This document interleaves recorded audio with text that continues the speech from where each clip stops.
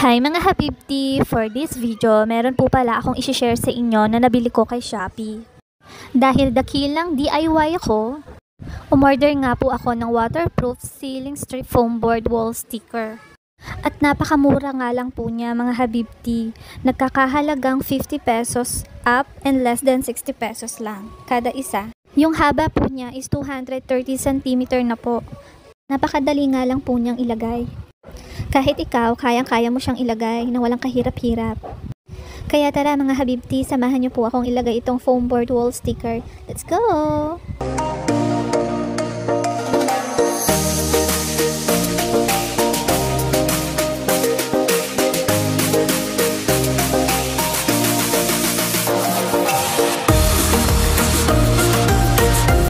Ilalagay ko na lang po pala ang link sa comment section kung saan ko po siya nabili. Mga Habibti, dyan po pala sa last part na yan, mapapansin nyo putol po ang video dahil hindi ko po napansin, lowbat na pala ako.